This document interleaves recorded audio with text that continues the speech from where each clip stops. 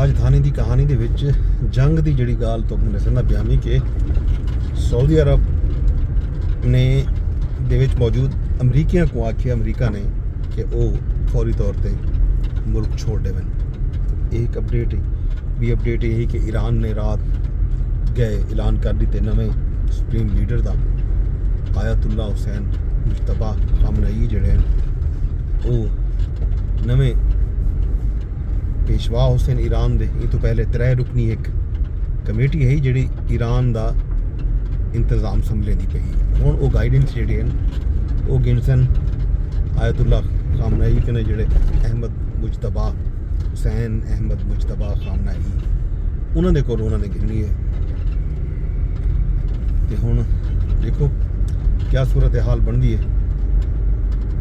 पासदारान इनकलाब का बयान आया कि वो हुण शदीद हमले करे सन अमरीकी मफादात के उत्ते अमरीकी जिहड़े खिते दे विच मौजूद फौजी अड्डे हैं उन्होंने उत्ते ते ये सूरत हाल है। अमरीका ने भी अपनी हिकमत अमली जिहड़ी है वो तरतीब दी हुई है। वो भी मुसलसल तहरान के उत्ते हमले करने पैन। तहरान ते थी वाली जिहड़ी उनकी बमबारी है वो जारी और सारी है पूरी। पहले हफ्ते डेढ़ बाद रात को उन्होंने बाकायदा तहरान दे विच एक ऑयल रिफाइनरी को निशाना बनाया जिन्हें बाद आधे हैं कि पूरे तहरान के उत्ते धुएं दे बादल छा गए तो बारिश भी थी है। वो बारिश जिहड़ी है वो खतरनाक है अपने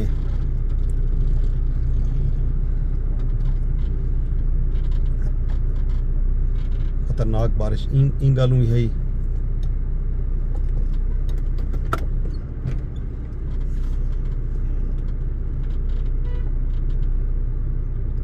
अगो रास्ता फस गए जनाबे वाली जनाब कार वाले जवान अगो बन सकते नहीं बन सकते। एक शरीफ आदमी को रेस दे के बनना ही चाहिए। ये हुण कोशिश करा पै वजन की गए ये हुण चढ़ गए। जाहिर ये इतना परेशानी मुश्किल रस्ते की जिहड़ी है ये बड़ी खड़ी है। बहरहाल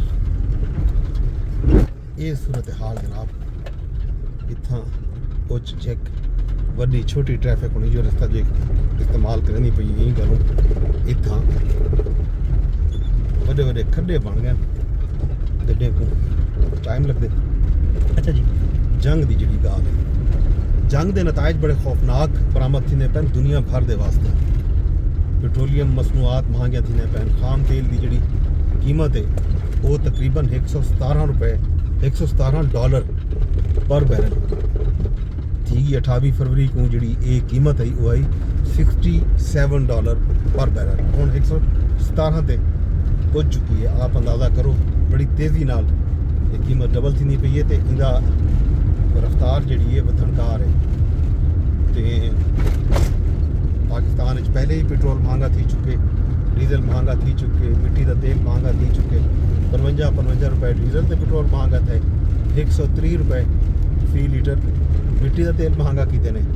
हुण खबरां ये भी आईयां पैन कि मजीद भी पाकिस्तान दे विच जिहड़ी तेल की कीमत है वो वधसी उहदे वास्ते बाकायदा अजकल इजलास भी थी सन। तो ये भी एक तजवीज़ आंदी खड़ी है कि हुण पेट्रोलियम मसनूआत दी कीमतां जिहड़ियां हन वो रोज़ाना की बुनियाद के उत्ते रिव्यू कीतियां वञन डिठियां वञन तो रोज़ाना की बुनियाद के उत्ते तेल महंगा थी वे। ये एक खौफनाक सूरत हाल बनी खड़ी है।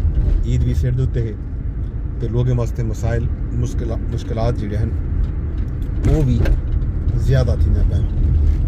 इवें ही दुनिया भर के जिहड़े स्टॉक एक्सचेंजिज हैं वो भी बड़ी तेज़ी नाल ठाइयां पैन। वो भावें अमरीका की स्टॉक एक्सचेंज होवे सिंगापुर होवे जनूबी कोरिया होवे जावल एशिया के बिया स्टॉक एक्सचेंजिज होवन उत्थां भी तेज़ी नाल सरमायाकार जिहड़े हैं गैर यकीनी का शिकार हैं तो वो अपना सरमाया घटेंदे पैन तो मार्केट्स जिहड़े हैं वो डाउन थींदे पैन। पाकिस्तान दे विच भी जंग के पहले डी 28 फरवरी को जंग थी उन्हें बाद यकम या 2 को जो ही मार्केट खुली है पाकिस्तान की तारीख दे विच सब तो ज़्यादा पॉइंट लूज़ किए हैं मार्केट ने 16,000 तो वध तो 9% डठी है अज भी ज़ाहिर है ट्रेंड जो चलता पे दुनिया भर दे विच पाकिस्तान स्टॉक एक्सचेंज अज कितना रजिस्ट करेंदी है या ठांदी है ये देखने वाली गाल हो सी बहरहाल इनका हाल हवीला तो सभी दसूँ राजधानी की कहानी दे विच फिलहाल ये है कि सूरत हाल कुछ चंगी कहनी जंग का जोड़ा माहौल है खिते पूरी दुनिया की ते बड़ा खौफनाक है इनके नतायज जिवें तो दस्या कि सारा का ख्याल आ कि खाम तेल $110 ते लगे हुई थी 110 तो क्या 117 तक पहुँच चुके हुण तो ये खदशात भी जाहिर थी पहन के जोड़ा है ये $150 तो $200 तक भी बन सकते अगर ये वेंदे तो वल आप अंदाज़ा करो बहुत सारिया चीज़ां जिहड़ियां हैं वो हाल्ट थी वैसन दुनिया भर दे विच मार्केटां क्रैश थी सन दुनिया भर दे विच मोबिलिटी घट सी दुनिया भर दे विच महंगाई दे विच शदीद तरीन इजाफा थी सी कि ज़ाहिर है हर चीज़ का ताल्लुक पेट्रोलियम मसनूआत नाल है फ्रेट नाल है कि जो ही चीज़ों की नकलो हमल रुकसी खावन पीवन के अशिया की तरसील रुकसी तो उन्हें दी डिमांड वधसी तो वल उन्हें कीमतां वध वैसन कीमतां वधसन तो आप अंदाज़ा कर गिनो कितना वधसन इतना खौफनाक सूरत हाल जंग की बननी पई है तो डोनाल्ड ट्रंप साहब जोड़े हैं डटे खड़न वो आदन जनाब जब तक ईरान शिकस्त तस्लीम ना करे सी तो ये ना करे सी तो वो ना करे सी जब तक असा ईरान की एटमी सलाहियत ख़त्म ना करे सूँ असा ये हमले जारी रखे सूँ चाहे ईरान की लीडरशिप को ख़त्म ही क्यों ना करना पवे दूजे पासों ईरान भी डट गए ईरान ने भी आखिरी थे कि वो कहीं सूरत भी अमरीका को अज़ाइम कामयाब न थी वन सन